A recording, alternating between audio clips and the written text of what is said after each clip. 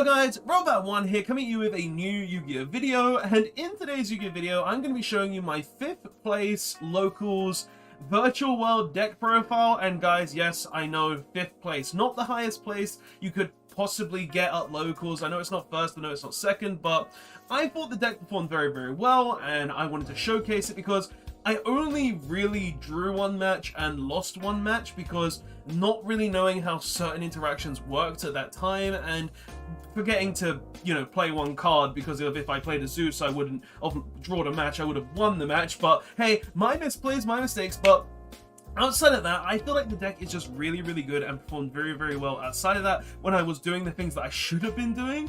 And because of that, I thought I would show you guys the deck profile, give you guys my thoughts, especially seeing as I play a very weird list, I think, a list that I'm not really seeing a lot of people playing, and because of that, I want to show it to you guys. So let's get into it, let's show you guys the list and talk about the matches that I played. So round 1 was against Tri-Brigade. Honestly, I feel like this deck craps on Tri-Brigade very, very easily. If you go first, just make your entire board, prevent your opponent from playing the game, and win like that, and then go, I literally just open hand traps as well because I am playing a list of virtual world that plays hand traps, and I opened Imperm both games as well, so I was able to prevent them. I feel like the deck just really runs over them as well because Tri-Brigade, they need that one banish, but this deck can play through the one banish and then revolt very easily. And I feel like Tri-Brigade did take a big hit on the last ban list, which kind of makes it a bit easier to play through as well. So yeah, round 1 was against that. Round 2 was the virtual world mirror. Honestly, that mirror match was hard as hell.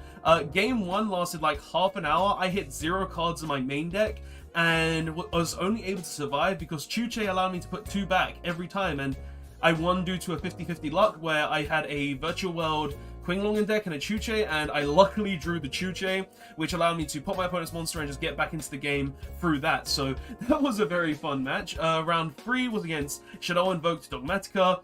I drew that match because game 1 I didn't make Zeus, and I could have made a Form Material Zeus, wiped the board, but I didn't do that for some reason, and because of that I lost that match. Well, I drew that match. Round 4 was against Burning Abyss. Game 1 I bricked like hell, he opened the Imperial Order, and just had everything to be able to kill me, and then game 2, it was literally just, I didn't realize that if my opponent attacked my Xyz monster, they could make Zeus. So I lost that just because I didn't know specific interactions in game 1. I just bricked and my opponent opened Imperial Order. Like, what am I supposed to do if they open Imperial Order and my only play is the virtual world city? Like, there was nothing I could do. There was literally 0 things I could do. And then last round was against virtual world again, which was put on the channel, funny enough, and was honestly just a match against me and my mate in round 5, and it worked pretty well. Like, the deck I really thought worked pretty well throughout the entire day, and I really, really did like the deck. So now that I've talked about it, let's go ahead and get into it, show you guys the deck profile, and give you guys my thoughts and opinions on the deck, because honestly, I like the deck. It's not something I plan to continue playing because it's something that's good. I might play it here and there at locals, but I don't know if I feel like playing it at like bigger tournaments, especially since we've got regionals back now, but we'll see, we'll see. So starting off, we play 3 Virtual World Lulu. Pretty much like Lulu is the best one. She's the one that says, well, first of all, every virtual world has the same effect. You can target a virtual world monster, send a virtual world monster or a virtual world card, send a virtual card from your main deck to the graveyard with a different attribute, and then you can gain a different effect depending on what you send. So what Lulu does is if I target a monster and I send a spell, I get to add a trap, or I get to add if I target a spell, I can add a monster, or if I target a monster trap, I can get a trap. Like, this basically says you can search your entire deck as long as you're not summoning or sending the cards you want. So say you send Qinglong and you target Chuche to summon it, then you just go ahead and search a monster. So pretty much you want to be playing 3 of her because she's pretty much just the rotor of the entire deck, and it's very, very important to play at 3. 3 Lao Lao, he's the Monster Reborn, so he does the same thing where you can target card you control, send one from deck to graveyard, but then he revives one from the graveyard, so you want to be playing 3 of him. Pretty much you want to be playing 3 of every single virtual world monster, so we're also playing like 3 Lily because she's a double Flawless Burial. We play 3 Gigi because he's like recyclability during the end of the turn. Pretty much this one allows you to add monsters back from the graveyard during the end phase, and this one's just double Foolish. Like, it allows you to send 2 virtual world cards from your deck to the graveyard, so essentially you're sending 3? No, 2 normally, sorry. But yeah, so pretty much you want to be playing 3 of each of these because these are the important ones. These are the ones that will give you more special summons, allow you to go deeper into your combos. So 3, 3, 3, 3, perfect ratio. And then the only virtual world monster that I'm not playing at 3 is 2 Nyan, because personally I think you only need 2 of this card. This card is very strong, don't get me wrong, but pretty much the whole debate on this going as a one-off, it's a two-off in my personal opinion, is one, I only need one to be able to recycle the other if I banish it or pop desires, and two, it's not a special summon, so I would rather play two of it so I could have like more chance of drawing the GGs and stuff like that, and also fit room in for other cards. So yeah, I'm playing 2 Nyan Nyan. I feel like this is a 2-of. It's really strong in the fact that if I do summon a level 3 monster, I can just special summon it back from the graveyard. It becomes a tuner, which is sometimes a downside, but doesn't really matter. But honestly, I feel like this is a 2-of. You don't need more than 2, and I know that some people play 3. I just like it at 2. Pretty much at that. For hand traps though, we're playing 2 Ash Blossom, 2 Effect Veiler, 2 Nibiru. Pretty much, I feel like there's not a lot of room for a lot of hand traps, and I feel like you have to be playing 2 because in this build, I am playing Crossout Designator, so playing 2/2/2 just guarantees that I always have a Crossout Designator target, because people are playing Effect Vader again, so it makes sense to play it in the deck, and also because I can just use it turn 1, it's really good against a lot of different decks in the game. But the most important ones that you want to be like Crossout Designating is the Ash Blossom and Nibiru, and Nibiru is a death sentence for this deck, so I wanted to play Nibiru in the deck, in the main deck, and because of Crossout, it just works really well. So 2 Nibiru, 2 Ash Blossom, 2 Veiler, those are my primary hand traps, and they work very well. Those are all the monsters. Honestly, monster ratio, it's not something you can change a lot of. You could add the other Virtual World monster one, the yellow one, into the deck, but I don't think it's necessary. So you don't really have to if you don't want to, but I like the ratios I'm playing. Like, honestly, 3 of everything else, and then 2 Nyan Nyan is all I really think you need, and then just hand traps is enough for monster ratios, to be completely honest. Going on to spells, I'm playing 3 Virtual World City Kowloon. This is basically allows you to put Chuche from your deck onto the board, and is a 3-of mandatory in the deck because it says, oh, all of these need a way, something to target to special summon themselves. So if you open Kowloon plus 1 of them, it allows you to go into your full plays. So no reason not to, because you just put Chuche on the board, then you send the Queen Long to grave, and then, you know, you just search another Virtual World and go from there. Like, there's no bad thing about this card, and it's very good. Then we also play 3 Virtual World Gate Queen Long, because this card is just insane when you send it to the graveyard, because you banish it and then search any Virtual World monster to go ahead and then discard a card as well. But pretty much this card says, oh, I'm going to search anything I want. So if I want a Virtual World Lulu to go ahead and search any other Virtual World card, I can do that. If I want to get a Virtual World Lao Lao to be able to summon something from the graveyard, card is very strong. And also it's got the additional effect where you can just banish a Virtual World from your graveyard to go ahead and target a monster on the board and negates effects, so it can get through negates. And it's also very good because you could just banish your own card to go ahead and get that additional thing in Great Banish Zone to go ahead and be able to use Chuche during your opponent's turn to have that additional disruption. So card is very good, and you want to be running it at 3 in the deck at all times. 3 Pop Desires, sometimes you brick, and being able to just return everything with Nyan Nyan Pop Desires is not really a hindrance, so I think Desires is a good card in the deck. Personally, the additional card does come up a lot, and also because of the amount of cards that actually do say send to graveyards, such as like the Queen Long, to gain more advantage, the additional card is so important at times that Pop Desires is just a great card. But honestly, never use this as your first card. Do not activate this up first unless you have a very bad hand, because this can also bite you in the butt if you banish both of your Nyan Nyans, because then you have no way to recycle. So honestly, I wouldn't activate this card until you hit the at least 1 Nyan Nyan, because then you can actually play the game and guarantee that you can recycle anything that you banish. So very important to run this at 3 though, because it's just a very good card. Then we play 3 Crossout Designator with the 1 called by the grave. As I said, Nibiru is a death sentence, and I feel like Crossout Designator in this deck is absolutely insane. And obviously, seeing as I played 2 Virtual World Mirrors, I Crossout Designated like a Queen Long, a Lulu, all this other stuff that just really helped me win matches at times, and the card is just absolutely insane because it just says no to hand traps. So Crossout Designated, an insane card, and then just the 1 called by as an extra hand trap prevention because of Ash and Ghost Bell can hurt this deck, so I just want ways to prevent them. I just want hand trap prevention, that's pretty much the point. And then 2 Emergency Teleport, because this is just like additional psychic monsters. Like we can summon the Nyan Nyan off it, and we can summon Lulus off it. There's like no reason not to play Emergency Teleport in the deck, so Emergency Teleport, it's a very good card. And then going into trap cards, we play 2 Chuche. You don't need more than 2 Chuche in the deck, pretty much, because this is very slow if you don't activate the Quinn Lone. It's pretty much just you can return 2 Virtual World cards that are banished to the deck, and then just destroy face the card your opponent controls. So you only need 2 of it. You want to be mainly activating it through the Queen Lune, or if you have to, search it off the Lulu, because honestly that additional disruption can help a lot. But honestly, you don't play more than 2 of this card. I feel like this is a 2 of. If you play any more of this card, I feel like that's incorrect, just because you don't don't really want to see it in your opening hand because it doesn't advance your game state. You really want this deck to be focused around advancing your game state, where you can just instantly activate the Queen Loon, or you can activate the City, or you can normal summon a Virtual World monster. This, you have to set and wait a turn. So you can't really go into any of your plays, and if you don't have any ways to banish Virtual World cards, it's essentially a dead card. But it also has an additional effect though, where you can just go ahead and banish it from the graveyard and just decrease or increase the Virtual World's level by 3. So that can also come up at times where I need a level 6 to go ahead and go into a rank 6 play, or I need to turn something to a level 3 to go ahead and make a rank 3 play. It comes up very rarely though, but honestly, only 2 of this card. You only need 2.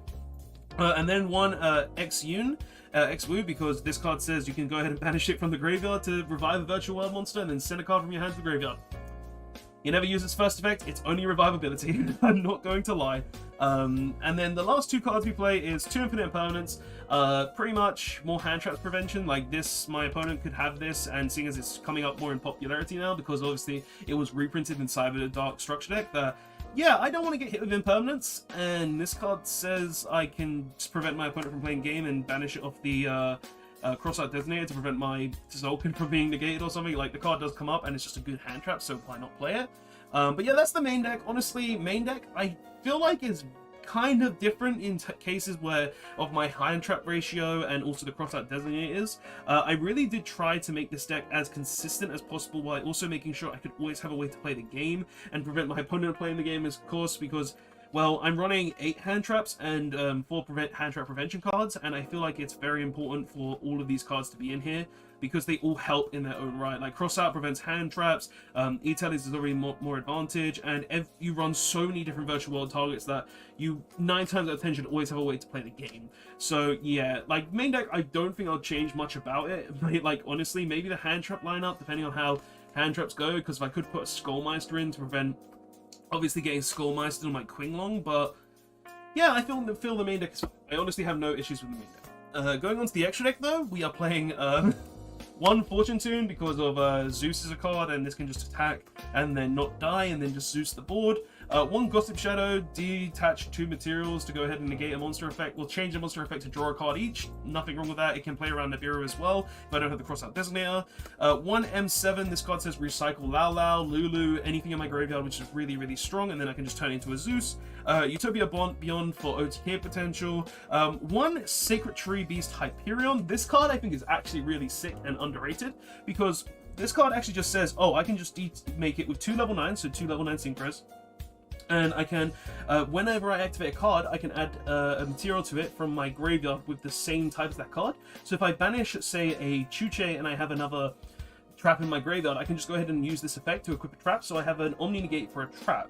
So pretty much what this is, it's like literally you just detach a material of the same type of opponent activated, a card an opponent's activated, and you just deal with that card. Like, I feel like this is just a Mechaba for rank 9s, and I really do like the card. It's very interesting, and seeing as you've got like so many different grave effects you can use, like you've got Qinglong to go ahead and just banish it to add cards, and then you can just equip the Kowloon in graveyard. You've got Cross-Out Designator that you could trigger to just do something in the graveyard. You've got Imperms, you've got all of these different cards, and then you've just got a ton of different monster effects that you can use to just trigger this to go ahead and get infinite negations each turn, which I think is really, really good. Just having a Mechaba in a deck like this is really nice. And this is actually the mistake I made, because I made this thinking, oh, I can make a negate, and that's where I should have made the Zeus instead. I should have put a Zeus on top of this, because it would have been 4 materials, send everything to graveyard, then had an additional send for my opponent's turn.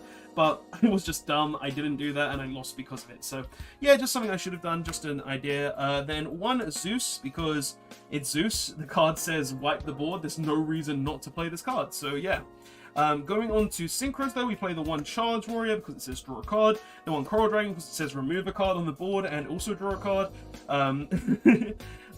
one Crocodile because Croco Draco is literally just says draw more cards. Like literally, there are a lot of Synchro monsters that say draw cards to gain more advantage to go further into the game with this deck, and I like these. And this also has the additional effect where you just discard 2 cards and then destroy a card on the field. There's nothing wrong with that. One Vermilion, because banish a Lulu in the graveyard, make Chuche alive, and also get to destroy a card. There's nothing wrong with that again. One Shenshen, this card keeps coming back and is very, very strong because of that, and also is just a macrocosmos for everything on board, so the card is very strong there too.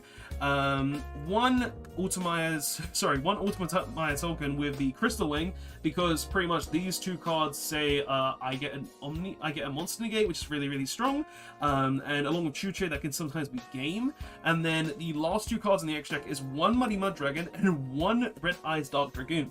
Now, this is my personal tech in the deck, because I know a lot of people don't actually play this. I know that they don't like it, but I like this, because there are a lot of times where you can make Dragoon with a Crystal Wing simply just by having 4 Virtual World monsters, because literally 4 Virtual World monsters on board equals to Zolkin, which is going to summon the Crystal Wing. Then you just use the 2 level 3s to go ahead and make the Mud Dragon, and then you just synchro these two, fusion these two in the Dread Eyes Dragoon. So it's just a free Dragoon with a Crystal Wing, and that's only 4 cards. So 9 times out of 10, you're going to be able to have an additional card in hand, or if you use GG, you guarantee an additional card in hand. This card with the Dragoon, so you have 2 negates, and that would normally be accompanied with Chuche as well. So I really like this. It's something that does come up, and it's something that did win me games on the day, so I really like it. I don't feel like there's any reason why you shouldn't play the Muddy Mud Dragon Dragoon combo, but you can tell me your thoughts on that in the comment section below. But onto the side deck. Honestly, side is personal preference, personal opinion, but this is just me. So I play 2 Droll Not Bird for Drytron, 2 DD Crow for any grave-based decks as well, such as Drytron, 2 Skullmasters for anything like mirror matches or any graveyard effects such as Drytron. You can see there's a lot of Drytron hate in here. I don't really have a lot of Drytron players at my locals, but they are the best deck in my opinion, so I want to play cards that can go around a lot of different decks, but also hit the best decks. So as you can tell, Droll, prevention against Invoke, prevention against like Drytron, anything along those lines is good. Then DD Crow, it prevents Drytron, it prevents graveyard-based decks, like even Invoked as well. It can prevent Virtual World as well, because if they send the Quinlong, then you just use the DD Crow to banish it. And then you got Skullmeister that just affects so many different decks in the format, such as Elder Lich, Drytron, technically Invoked if you choose to negate the Invocation, and Virtual World as well. So honestly, the card is very, very strong. Then 2 Lancia, it's something that can prevent a lot of other decks as well out there, because there's a lot of banished decks coming in the game now, like Phantom Knights and this deck as well. Like there's just a lot of graveyard based decks right now that I don't want them to play the game, so play a lot of cards that say no. And then onto others, we're playing 2 Lightning Storm with a Harpy's Feather Duster. Honestly, back row removal for those back row decks needs to be there, so we're playing that. 1 Red Reboot as well to go along with it, and then 3 Evenly Matched, because this is just a very versatile card. It prevents a lot of different decks from winning the game, and if I can wipe my opponent's board and put them down to 1, that's really nice. And if I Nibiru'd them and they clear the Nibiru token, which has happened, then I just banish their entire board because they can't banish the Nibiru token. So, yeah. But that is the deck profile, guys. Honestly, Virtual World is a very cool deck. It's a deck that I think is quite decent this format. It's not something that I think is the best deck in the game right now, personally, because there's a lot of flaws that it has. It can brick really hard. It does require something on the board to actually be able to play the game. But personally, I really, really do like the deck. It's something that's just a really fun special summon turbo deck that has a lot of graveyard interaction. You can play your turn for a long time. You can do a lot of different things with this deck. And I won't lie to you guys, every game I played with this deck, I went into time at least 3 matches that day, because game 1, I won because of how long turns actually take in this deck, because you do a lot of stuff on your turn. And because of that, you do need to do a lot. And because of that, I went into, basically had 21-minute games, 25-minute game 1s at times, because of the amount I was actually doing. And then game 2, I normally just, the turns took really long as well. And yeah, when you're in Virtual World Mirrors, the games are going to take forever. And also because of certain interactions and my opponent's turns as well, everything just went long. But the deck is very fun, the deck is very cool. You're playing a lot of Solitaire, I won't lie, but it is a cool deck, and it's a deck that can definitely win this format. So guys, anyway, that is just my thoughts and opinions. Like, honestly, I really do like this deck profile. I really do like how it performed. Again, I could have done better with the deck. Only 5th place, not bad, but I could have done better. It was an X1-1 throughout the day, because I drew, because I didn't make Zeus, and then I lost because bricking and my opponent opening the nuts. So Yeah, but guys, that's all I have to say for this video. Don't forget to like, comment, subscribe, tell me what your thoughts are on Virtual World in the comments section below, and I will see you guys in the next one. Robert1, signing out. Later all.